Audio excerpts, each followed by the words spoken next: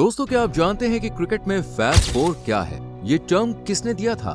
कौन कौन शामिल है इस लिस्ट में? और क्यों कहा जा रहा है कि फैब फोर का डाउनफॉल शुरू हो चुका है? क्या ये सच है? क्या सच में एक यादगार एरा का अंत होने जा रहा है? अगर हाँ तो कैसे? जानने के लिए वीडियो में एंड तक बने रहिए। नेशनल और इंटरनेशनल लेवल पर one of the favourite game बन चुका क्रिकेट टर्म्स और यूनिक वर्ड से भरा पड़ा हुआ है। कई तो ऐसे भी हैं जिनके बारे में लोगों ने सुना तो है, पर ये क्या है वो नहीं जानते, जैसे फैब फोर। आई होप आपने भी ये टर्म जरूर सुना होगा, लेकिन अगेन ज्यादातर लोग इसके मतलब से अनजान होंगे। असल में फैब फोर क्रिकेट के जाने माने खिलाड़ी न्यूजीलैंड के पूर्व कैप्टन और कमेंटेटर मार्टिन क्रो ने 2014 में जनरली दिया था। मार्टिन क्रो जो हमेशा ही नए टैलेंटेड युवाओं की बारीकियों को नोटिस करते हैं, इस साल भी उन्होंने 4 बैट्समैन की ताबड़तोड़ बैटिंग को नोटिस किया और एक इंटरव्यू में कहा कि आगे चलकर ये चारों खिलाड़ी वर्ल्ड क्रिकेट को डोमिनेट करेंगे। फैब फोर असल में एक एलीट क्लब है जिसमें मार्टिन ने 4 बैट्समैन को शामिल किया था। वर्ल्ड के ग्रेट बैट्समैन में से एक Virat Kohli, England cricket team के प्रमुख बल्लेबाज और टेस्ट क्रिकेट में सबसे ज्यादा रन बनाने वाले जो रूट, न्यूजीलैंड टीम के कैप्टन केन विलियमसन और ऑस्ट्रेलियाई क्रिकेट टीम में अपने बल्ले से धूम मचाने वाले स्टीव स्मिथ। क्योंकि ये चारों सिर्फ अपनी टीम के सुपरहिट बैट्समैन ही नहीं थे, बल्कि हर फॉर्मेट, हर पिच, हर कंडीशन में इन्होंने नए स्टैंडर्ड सेट कर दिए थे। ओडीआई, टेस्ट, नेशनल, इंटरनेशनल, ऐसा कोई मैच, कोई लीग नहीं थी जिसमें इन चारों के नाम का डंका ना बज रहा हो। 2014 से लेकर 2019 तक पूरा टेस्ट क्रिकेट ऑलमोस्ट इन चारों के इर्द गिर्द ही घूमता था। एक अगर थोड़ा सा बेहतर करता तो दूसरा उससे आगे निकलने की होड़ में और ज्यादा बेहतर करता। हालांकि ये कोई दुश्मनी या फिर कंपटीशन नहीं था, बल्कि जोश, जुनून और एक सनक थी अपने आप को सबसे बेस्ट बनाने की। और इसी सनक में चारों को मार्टिन ने फैब फोर क्लब में शामिल किया। विराट, स्मिथ, जो रूट और केन का एवरेज देखकर भी अच्छे खासे बैट्समैन के पसीने छूट जाया करते थे और इनके आउट होते ही ऑपोजिशन टीम ऐसे सेलिब्रेशन करती थी जैसे मानो कोई विशाल पहाड़ हो जिसे रास्ते से ना हटाया गया तो जीतना मुश्किल ही नहीं बल्कि नामुमकिन हो जाएगा। हालांकि यही चीज आज भी देखी जाती है, पर कहीं ना कहीं अब ये फैब फोर पहले जैसा कमाल नहीं रहा।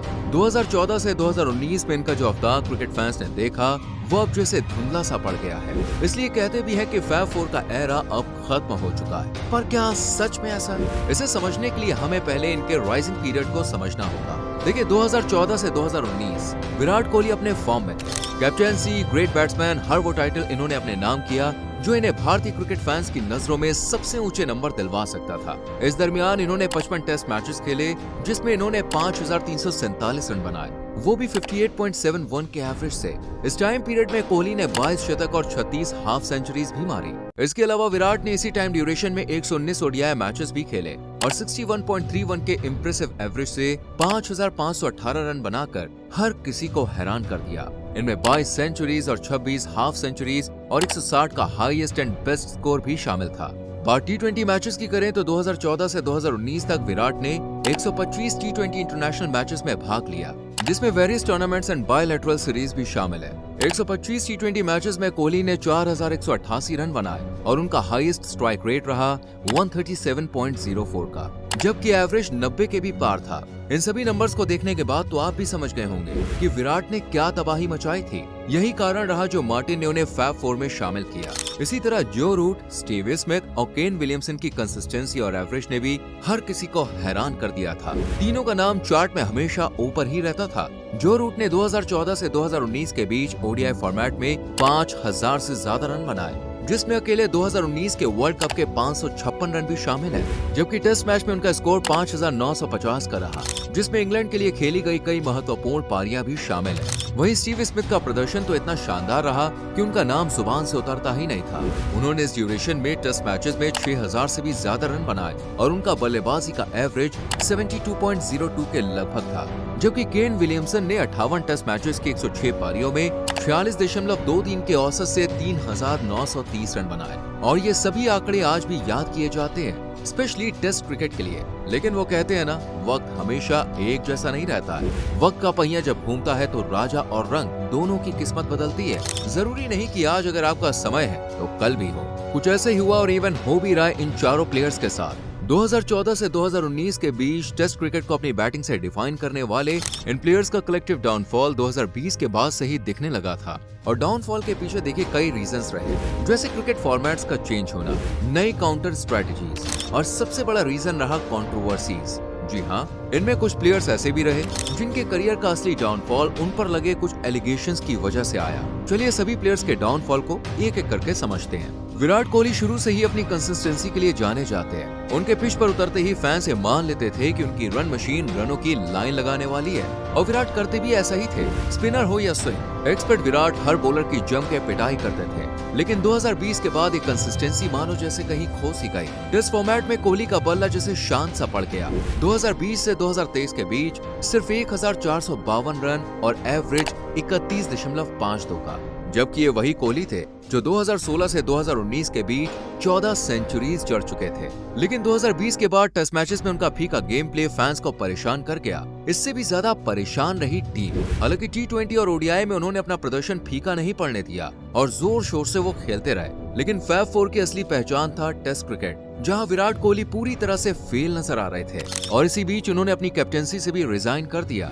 दरअसल विराट कोहली 2014 से ही इंडिया के टेस्ट कैप्टन थे। 2021 तक उन्होंने अपनी कैप्टेंसी में टीम को नंबर 1 बनाए रखा, लेकिन 2022 में उन्होंने इस पोस्ट को छोड़ दिया, साथ ही 1 महीने का रेस्ट भी लिया।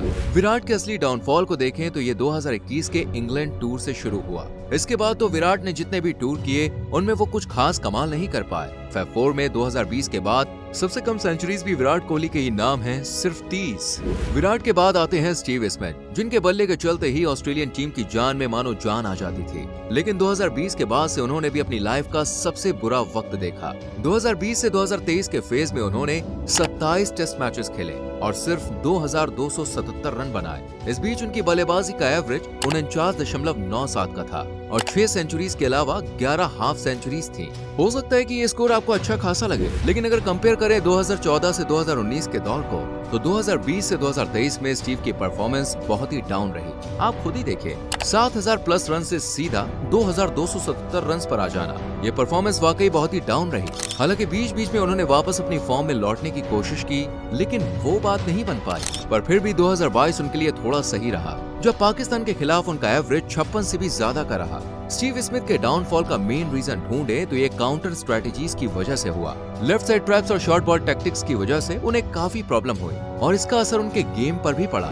इसके अलावा कैप्टेंसी अनसर्टेनिटी भी इसकी एक वजह रही। उन्हें पैट कमिंस की अनुपस्थिति में कैप्टेंसी दी जा रही थी, जिस वजह से उनके गेम पर भी असर पड़ा। आपको बता दें, स्मिथ ने 2025 में चैंपियंस ट्रॉफी में भारत से हारने के बाद वनडे क्रिकेट से संन्यास का ऐलान कर दिया। हालांकि बाकी फॉर्मेट में वो अब भी नजर आते हैं। अब बारी है जो रूट की, जिन्हें 2020 से पहले फैब 4 में सबसे अंडररेटेड मेंबर कहा जाता था, लेकिन 2020 के बाद उन्होंने अपने ऊपर लगा ये टैग हटा दिया। एक तरफ तो 2020 के बाद स्मिथ और विराट कोहली के लिए टाइम बहुत बुरा रहा, वहीं जो रूट ने इस टाइम में भी अपनी पकड़ को बनाए रखा। हाँ, वो 2014 से 2019 के बीच रही अपनी परफॉर्मेंस को बीट तो नहीं कर पाए, लेकिन बाकी फैब 4 मेंबर से आगे रहे, इसमें कोई डाउट नहीं है। 2021 तो उनके लिए एक यादगार साल रहा, जब उन्होंने 15 टेस्ट मैचेस खेले और 1708 रन बनाए, जिसमें 6 सेंचुरीज शामिल थी। इसी साल वो 1700 से ज्यादा टेस्ट रन बनाने वाले तीसरे खिलाड़ी भी बने और उनका एवरेज रहा 61 के आसपास। सेम कंसिस्टेंसी और सेम गेम उन्होंने 2020 से 2023 में भी मेंटेन रखा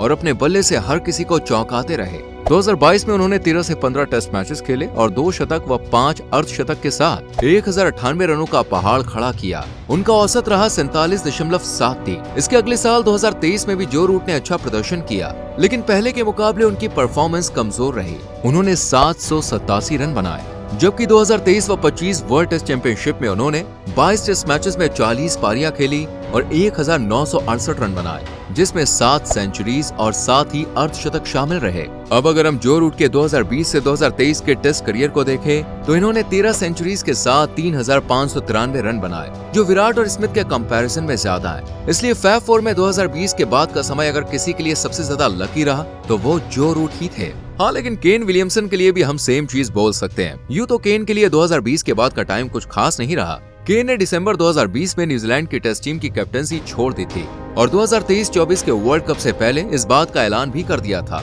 कैप्टेंसी छोड़ने के साथ ही उन्हें कई इंजरीज का सामना भी करना पड़ा था, पर इसके बाद भी उन्होंने अपनी कैप्टेंसी को बनाए रखा और हल्के से फेलियर को फेस करते ही अपनी फॉर्म में वापस लौट आए और 2021 में इंडियन टीम को हराकर न्यूजीलैंड को वर्ल्ड टेस्ट चैंपियनशिप की ट्रॉफी उठाने का मौका दिया। इस जीत के साथ ही केन विलियमसन की लीडरशिप की हर जगह तारीफ होने लगी।